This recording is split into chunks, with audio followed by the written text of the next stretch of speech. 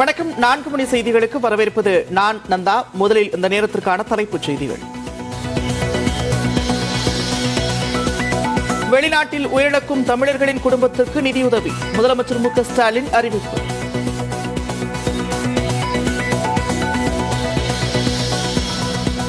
அதிமுக பொதுச் செயலாளர் பதவியிலிருந்து நீக்கியதை எதிர்த்து சசிகலா தாக்கல் செய்த மேல்முறையீட்டு மனு வரும் 30ஆம் தேதி விசாரணை.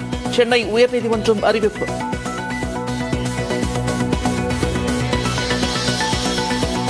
நியோமேக்ஸ் நிதி நிறுவன இயக்குநர் உட்பட 10 பேரின் முன்ஜாமீன் மனுக்கள் தள்ளுபடி.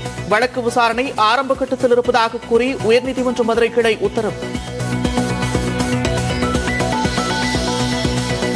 மத்திய பிரதேசத்தில் காங்கிரஸ் ஆட்சிக்கு வந்தால் பெண்களுக்கு மாதந்தோறும் 1500 ரூபாய் தேர்தல் வாக்குறுதிகளை அறிவித்தார் காங்கிரஸ் தலைவர் மல்லிகார்ஜுன கார்கே.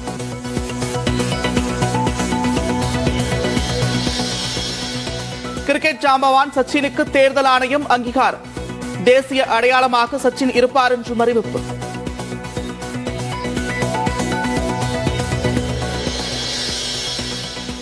சந்திரயான் 3 எடுத்த நிலவின் துல்லியமான புகைப்படங்களை வீடியோவாக வெளியிட்டது இஸ்ரோ. விக்ரம் லேண்டர் தரையிறங்க சரியான இடத்தை தேர்வு செய்ய புகைப்படம் உதவியாக இருக்கும் என்றும் விளக்கு. சந்திரயான் 3 விக்ரத்தின் விக்ரம் லேண்டர் திட்டமிட்டபடி நாளை மாலை 6:04 மணிக்கு நிலவில் தரையிறங்கும். சரியான முறையில் விக்ரம் லேண்டர் செயல்பட்டு வருவதாக இஸ்ரோ தகவல்.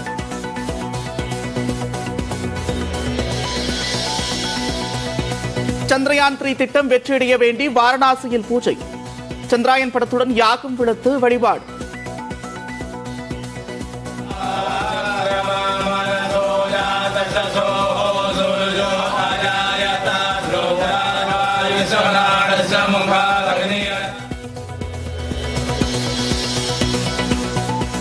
உலகக்கோப்பை செஸ் சாம்பியன்ஷிப்பில் மகுடம் சூடி வரலாறு படைப்பாரா தமிழ்நாட்டின் பிரக்ஞானந்தா. மாலை 4:30 மணிக்கு தொடங்கும் இறுதிப் போட்டியில் நம்பர் 1 வீரர் காரல்சுடன் பலப்பரீட்சை.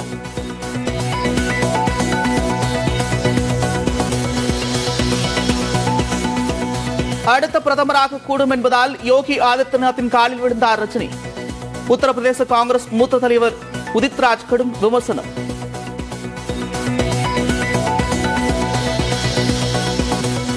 யோகி ஆதித்யநாத் காலில் நடிகர் ரஜினி விழுந்ததில் எந்த தவறும் இல்லை. வேலையில்லாத அரசியல் கட்சியினர் விமர்சிப்பதாக அண்ணாமலை குற்றச்சாட்டு.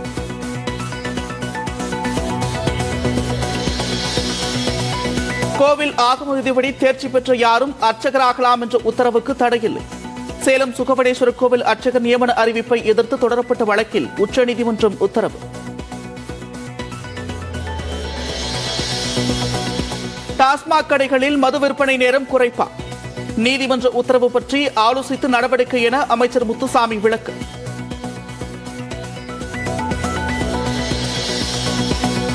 டிஜிட்டல் இந்தியா மிகவும் அவசியமானது. G20 பணிக்குழு மாதிரி மாநாட்டில் தமிழக ஆளுநர் ஆர்.என். ரவி பேச்சு.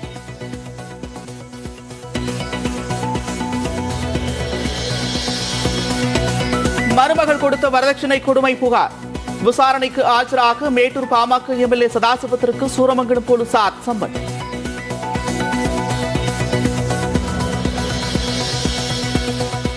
மதுரை, சேலம், தருமபுரி உள்ளிட்ட 6 மாவட்டங்களில் இன்று கனமழைக்கு வாய்ப்பு. சென்னையில் மிதமான மழை பெய்யக்கூடும் என்றும் வானிலை ஆய்வு மையம் கணிப்பு.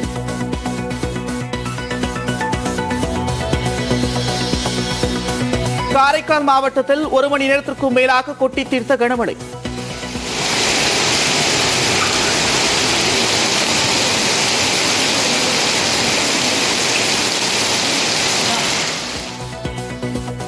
குளிர்ச்சியான சூழல் நிலவியதால் மக்கள் மகிழ்ச்சி.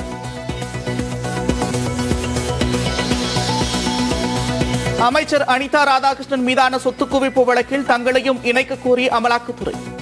நாளை தீர்ப்பளிக்கிறது தூத்துக்குடி நீதிமன்றம்.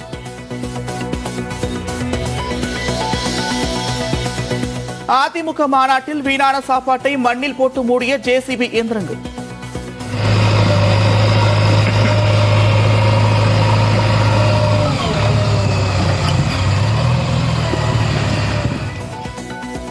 மாநாடு வெற்றி பெற்றதை பேசாமல் புளியோதரை தோல்வியை பேசுவதாக ஆர்.பி. உதயகுமார் விமர்சனம்.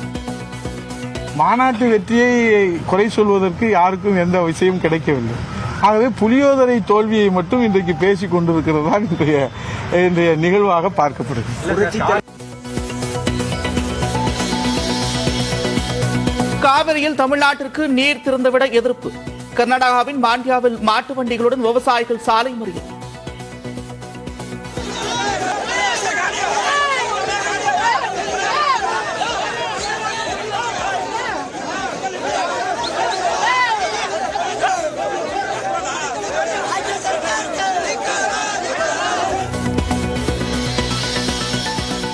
காவிரி விவகாரத்தில் தமிழ்நாட்டிற்கு உரிய நீர் பெற்றுத்தரக் கோரி தஞ்சையில் போராட்டம்.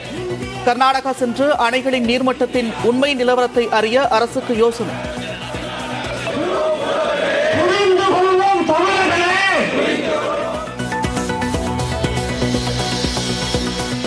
செம்மன் குவாரி முறைகேடு வழக்கில் விழுப்புரம் நீதிமன்றத்தில் அமைச்சர் பொன்முடி ஆஜர். விசாரணை வரும் 29ஆம் தேதிக்கு ஒத்திவைப்பு.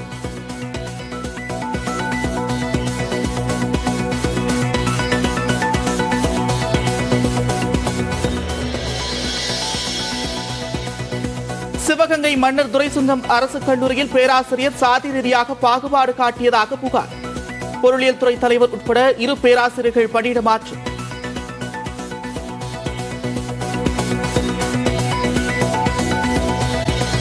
டாஸ்மாக் மதுபான கடைகள் செயல்படக்கூடிய நேரத்தை குறைப்பது குறித்து உயர்நீதிமன்றத்தின் முழு உத்தரவு கிடைத்ததும் நடைமுறைப்படுத்தப்படும் என்று அமைச்சர் முத்துசுவாமி தெரிவித்துள்ளார்.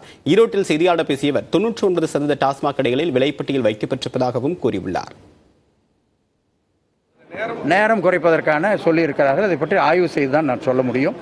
இன்னும் அந்த ஓரலாக சொன்னது தான் எங்களுக்கு வந்திருக்கு. இன்னும் ரிட்டன் ஜட்ஜ்மெண்ட் நாங்கள் இன்னும் வாங்கலை. அதை வாங்கிட்டு என்ன மாதிரியான கருத்துக்கள் சொல்லப்பட்டிருக்கிறதோ அது நீதிமன்றம் சொல்லுகிற பொழுது அதை நாங்கள் ஒபே பண்ணி ஆகணும். எனவே அதற்கேற்ப நாங்கள் நடவடிக்கை எடுப்போம். சிவகங்கையில் மாணவர்களிடம் பாகுபாடு காட்டியதாகவும் சாதிய பிரச்சனையை தூண்டியதாகவும் எழுந்த புகாரில் 2 பேராசிரியர்கள் பணியிட மாற்றம் செய்யப்பட்டனர். மன்னர் துரைசிங்கம் அரசு கலைக்கல்லூரியில் பொருளியல் துறை தலைவர் கிருஷ்ணனுக்கும் அவருக்கு கீழ் பணிபுரியக்கூடிய பேராசிரியர் சுப்பராமனுக்கும் இடையே பிரச்சனை இருந்துள்ளது. சுப்பராமன் வழிகாட்டுதலுடன் ஆய்வு மேற்கொள்ளக்கூடிய மாணவர்களுக்கு துறைத் தலைவர் கிருஷ்ணன் கையெழுத்திட மறுத்ததாகவும் கூறப்படுகிறது. தொடர்பாக இருவருக்கும் வகுப்பறையிலேயே நேரடியாக வாக்குவாதமும் ஏற்பட்டுள்ளது. இந்நிலையில் கிருஷ்ணன் தன்னுடைய சமூகத்தினரை கொண்ட வாட்ஸ்அப் குழுவில் தனக்கு ஆதரவை கேட்டுள்ளார். தொடர்பான ஸ்கிரீன்ஷாட்டுடன் சுப்பராமன் கல்லூரி முதல்வரிடம் புகார் அளித்தார்.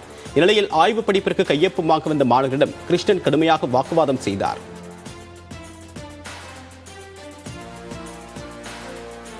இது தொடர்பாக மாணவர்கள் ஆட்சியர் அலுவலகத்தில் புகார் அளித்தனர். அதன் பேரில் மண்டல கல்லூரி இணை இயக்குநர் விசாரணை நடத்தினார். இதனிடையே கிருஷ்ணன் கல்லூரி முதல்வர் துரையரசன் மீதும் சுப்பராமன் மீதும் வன்கொடுமை தடுப்பு சட்டத்தின் கீழ் நடவடிக்கை எடுக்க வேண்டும் என்று சிவகங்கை நகர் காவல் நிலையத்தில் புகார் அளித்தார். இந்நிலையில் பிரச்சினைக்கு உரிய பேராசிரியர்கள் கிருஷ்ணன் மற்றும் சுப்பராயன் ஆகியோரை பணியிட மாற்றம் செய்து கல்லூரி கல்வி இயக்குநர் உத்தரவிட்டுள்ளார்.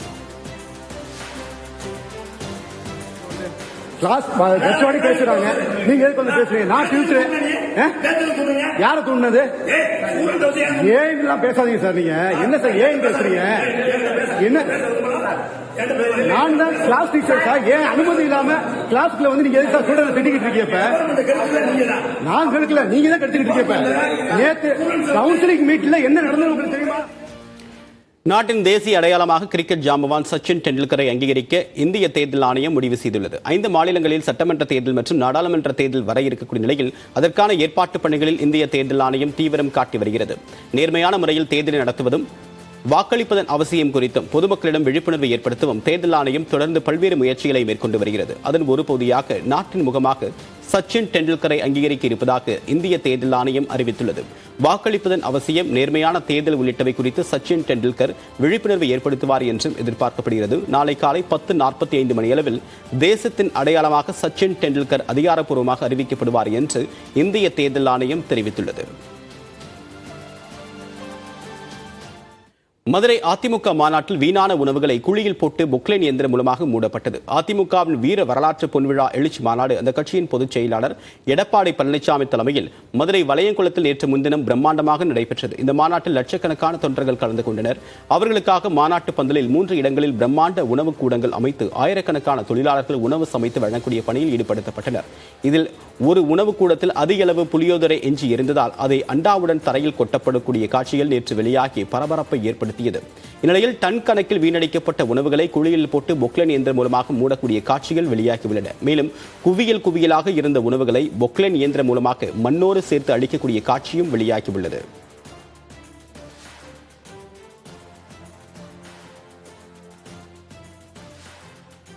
மதுரை அதிமுக மாநாடு வெற்றியை குறை சொல்ல முடியாதால் புளியோதரை தோல்வியை குறை சொல்வதாக அதிமுக முன்னாள் அமைச்சர் RB உதயகுமார் கருத்து தெரிவித்துள்ளார். மதுரையில் செய்தியாளர் பேசிய அவர், மிச்சமாகி சிறிது சிதறிய உணவை சிலர் மிகைப்படுத்தி காட்டுவதாகவும் விமர்சித்தார். 10 லட்சம் பேர்களுக்கு ஆக்கிய உணவில எல்லோருக்கும் வழங்கப்பட்டதற்கு பிறகு அந்த பாத்திரம் பண்டங்களை அவர்கள் எடுத்துக்கொண்டு செல்கிற போது மிச்சம் மீதாதி அங்கங்கு சிதறி இருக்கிற காட்சிகளை எல்லாம் எடுத்து காட்டி மிகைப்படுத்தி இன்றைக்கு அவர்கள் காட்டி கொண்டு இருப்பது வேதனை அளிக்கிறது. இந்த வெற்றியை உலகமே சொல்லிக் கொண்டிருக்கிறது.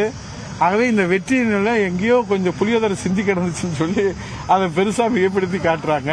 இந்த சூழ்ச்சிகள், இந்த சூதுகள், இந்த அவதூறுகள், இந்த பழிச்சொற்கள் இவையெல்லாம் எடுபடாது. மாநாட்டு வெற்றியை குறை சொல்வதற்கு யாருக்கும் எந்த விஷயம் கிடைக்கவில்லை. ஆகவே புளியோதரை தோல்வியை மட்டும் இன்றைக்கு பேசிக் கொண்டிருக்கிறது தான் இன்றைய நிகழ்வாக பார்க்கப்படுகிறது.